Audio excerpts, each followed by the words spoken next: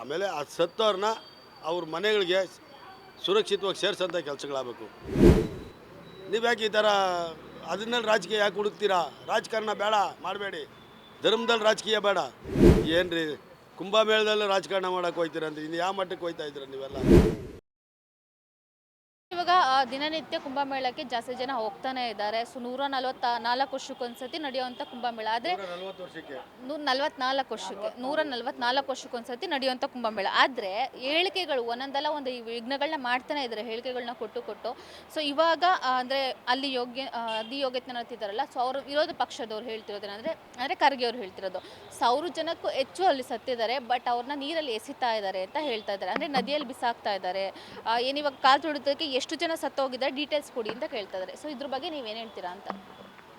ನೋಡಮ್ಮ, ಕುಂಭಮೇಳ ಅನ್ನೋದು ಒಂದು ಧರ್ಮ.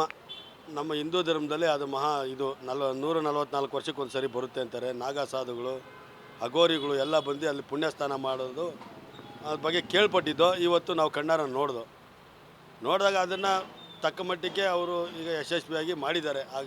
ಆ ಭಾಗದಲ್ಲಿ ಕೋಟ್ಯಾಂತರ ಜನ ಹೋಗೋ ಜಾಗದಲ್ಲಿ 1-2 ಅನಾಹುತಗಳು, ಅಪಘಾತಗಳಾಗೋದು ಸಹಜ.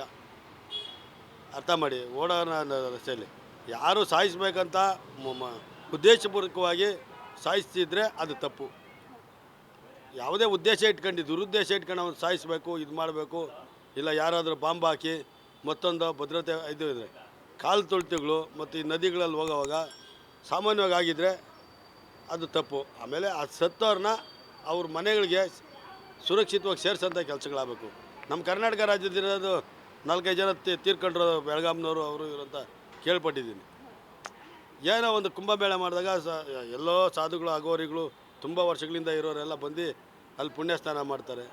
ಅವರ ಒಂದು ನಂಬಿಕೆನೇ ದೇವರು. ಆ ನಂಬಿಕೆ ಮೇಲೆ ನಾವು ಏನು ಹೇಳೋಕ್ಕಲ್ಲ. ಅದರಲ್ಲಿ ರಾಜಕೀಯ ತರಬಾರ್ದು. ಯಾವುದೇ ಧರ್ಮದಲ್ಲಿ ರಾಜಕಾರಣ ಬೇಡ. ಬಟ್ ಇವಾಗ ಆಲ್ರೆಡಿ ತಂದಿದ್ದಾರಲ್ವಾ, ಹೇಳಿಕೆಗಳನ್ನ ಕೊಡ್ತಾನೆ ಇದ್ದಾರಲ್ವಾ ಸರ್? ನಮ್ಮ ಅದನ್ನೇ ತಪ್ಪು ಅಂತ ಹೇಳ್ತೀವಿ. ರಾಜಕೀಯ ಬಿಡಿ, ಅದು ಒಂದು ಹಿಂದೂ ಧರ್ಮದ ಸಂಕೇತ. ಅದು ನಡ್ಕೊಂಡು ಹೋಗಲಿ. ಅದರಲ್ಲಿ ನಿಮ್ಮ ಬೇಳೆ ಕಾಳು ಬೇಯಿಸ್ಕೊಳ್ಳೋಂಥ ಕೆಲಸಗಳು ಬೇಡ. BJP ಅವರಾಗ್ಬೋದು, ಕಾಂಗ್ರೆಸ್ ಅವರಾಗ್ಬೋದು, ಯಾವುದೇ ಪಾರ್ಟಿ ಬೇಡ. ಅದು ಧರ್ಮದ ಕೆಲಸ. ಧರ್ಮ ನೋಡ್ಕೊಳುತ್ತೆ. ಒಳ್ಳೆಯದು ಕೆಟ್ಟದ ಬಗ್ಗೆ ಅವ್ರ ನಂಬಿಕೆ.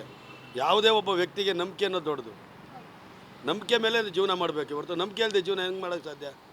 ಅದ್ರ ಮೇಲೆ ನೀವು ಮತ್ತೇನೋ ಮೋಸಿ ಬೆಳೆಯೋಂಥ ಕೆಲಸಗಳು ಆಡಳಿತ ಪಕ್ಷ ಆಗಲಿ ವಿರೋಧ ಪಕ್ಷ ಆಗಲಿ ಮಾಡಬೇಡಿ. ಇದು ಒಳ್ಳೆಯದಲ್ಲ. ಸಮಾಜಕ್ಕೆ ಏನಾದರೂ ಒಳ್ಳೇದು ಹೇಳಿ. ಅವ್ರು ಹಂಗೆ ಮಾಡಿಬಿಟ್ರು, ಇದರಲ್ಲಿ ಹಿಂಗೆ ಮಾಡಿಬಿಡ್ತು, ಇದರಲ್ಲಿ ಹಂಗೆ ಮಾಡ್ತಾನೆ. ನಿಮ್ಮ ಬೇಳೆ ಕಾಳು ಬೇಯಿಸ್ಕೊಳೋದಕ್ಕೆ ನಮ್ಮ ಧರ್ಮಗಳ ಮಧ್ಯೆ ವಿಷ ಬೀಜ ಬಿತ್ತಂಥ ಕೆಲಸಗಳು ಮಾಡಬೇಡಿ ಅಂತ ನಾನು ಹೇಳ್ತೀನಿ.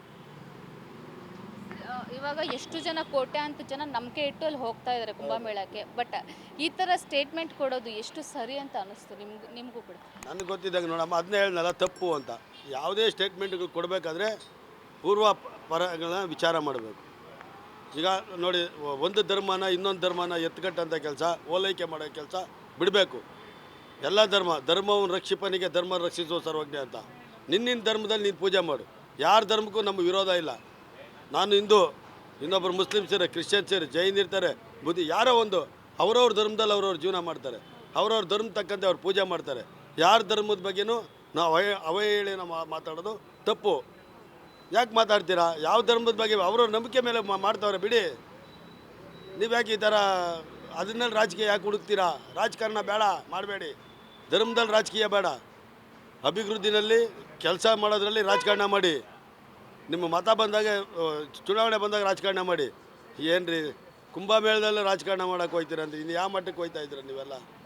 ಏನು ಸಮಾಜಕ್ಕೆ ಏನು ಕೊಡ್ತಾಯಿದ್ದು? ನಿಮ್ಮ ಕೊಡುಗೆ ಏನು ಮೆಸೇಜ್ ಕೊಡ್ತಾಯಿದ್ದೀರ ಸಮಾಜಕ್ಕೆ? ನನಗೇನು ಒಂದು ಅನ್ನಿಸ್ತಾ ಇಲ್ಲ. ಇದರಿಂದ ತಪ್ಪು ಅಂತ ನಾನು ಹೇಳ್ತೀನಿ.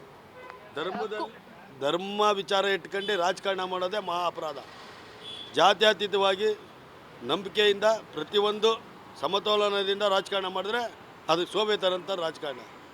ಅದು ಬಿಟ್ಟು ನೀವು ಏನೇನೋ ಪೊಳ್ಳು ಭರವಸೆಗಳು ಕೊಟ್ಕೊಂಡು ಈ ಥರ ಧರ್ಮನ ಅಪಪ್ರಚಾರ ಮಾಡ್ಕೊಂಡು ಹಿಂದೂಗಳ ಬಗ್ಗೆ ಇಡೀ ವಿಶ್ವದಲ್ಲೇ ಒಂದು ದೊಡ್ಡ ಮಟ್ಟದ ನಂಬಿಕೆ ಇದೆ ವಿಶ್ವದಲ್ಲೇ. ಆ ಒಂದು ಧರ್ಮನ ಅಪಪ್ರಚಾರಕ್ಕೆ ಕೊಂಡೊಯ್ಯೋ ಕೆಲಸಗಳನ್ನ ಖರ್ಗೆಯವರಾಗಲಿ ಯಾರೇ ಆಗಲಿ ಮಾಡಿದ್ರೆ ಅದು ತಪ್ಪು ಅಂತ ನಾನು ಹೇಳ್ತೀನಿ. ಕುಂಭಮೇಳದ ಬಗ್ಗೆ ನೀವೇನು ಹೇಳ್ತೀರಾ, ನಿಮ್ಮ ಒಪಿನಿಯನ್? ಅದು ನೋಡಮ್ಮ, ಈ ಆಗಿನ ಕಾಲದಲ್ಲಿ ಯಾವಾಗಲೂ ಆಗಿತ್ತಂತೆ, ನಾವು ನೋಡಿರಲಿಲ್ಲ. ಈಗ ನಡೀತಾ ಇದೆ. ನಮಗೆ ಹೋಗೋ ಯೋಗ್ಯತೆ ಇಲ್ಲದೆ ಇರ್ಬೋದು. ಟಿ ವಿನಲ್ಲಿ ಮಾಧ್ಯಮದಲ್ಲಿ ನಿಮ್ಮಂಥ ದೃಶ್ಯ ಮಾಧ್ಯಮಗಳಲ್ಲಿ ನೋಡಿ ಕಣ್ತುಂಬ್ಕೊತೀವಿ, ನಮಗೂ ಸಂತೋಷ ಆಯಿತು. ಅಷ್ಟು ಜನ ಹರ ಹರ ಮಹಾದೇವ್ ಅಂತ ಗಂಗೆ ಪವಿತ್ರ ಗಂಗೆನಲ್ಲಿ ಪುಣ್ಯ ಸ್ನಾನ ಮಾಡಿದಾಗ ನಮಗೂ ಮೈ ರೋಮಾಂಚನವಾಗುತ್ತೆ. ನಾವು ಆ ನೀರನ್ನ ಹಾಕ್ಕೊಂಡು ನಮಗೂ ಏನಾದರೂ ಒಳ್ಳೇದಾಗ್ಬೋದು ಅನ್ನೋ ಒಂದು ನಂಬಿಕೆ. ಹಾಗೆ ಆಗುತ್ತೆ ಅನ್ನೋದಲ್ಲ, ಒಂದು ನಂಬಿಕೆನೇ ದೇವರಲ್ವಾ. ನಮಗೂ ಅನಿಸಿದೆ ನಾವು ಹೋಗಬೇಕು, ಹೋಗೋ ಶಕ್ತಿ ನಮ್ಗೆ ಇಲ್ದಿದ್ದಕ್ಕೆ ಸುಮ್ಮನೆ ಇದ್ದೀವಿ. ಯಾರೋ ನಿಮ್ಮಂಥವ್ರು ಬಂದು ಮಾಧ್ಯಮದವ್ರು ಕೇಳಿದಾಗ ನಮ್ಮ ಮನಸ್ಸಲ್ಲಿರೋ ಮಾತನ್ನ ಸತ್ಯನ ಹೇಳ್ತೀವಿ. ನಾವು ಯಾವುದೇ ಪಾರ್ಟಿ, ಯಾವುದೇ ಪಕ್ಷ, ಯಾವುದೇ ಸಿದ್ಧಾಂತ ದೂರಲ್ಲ.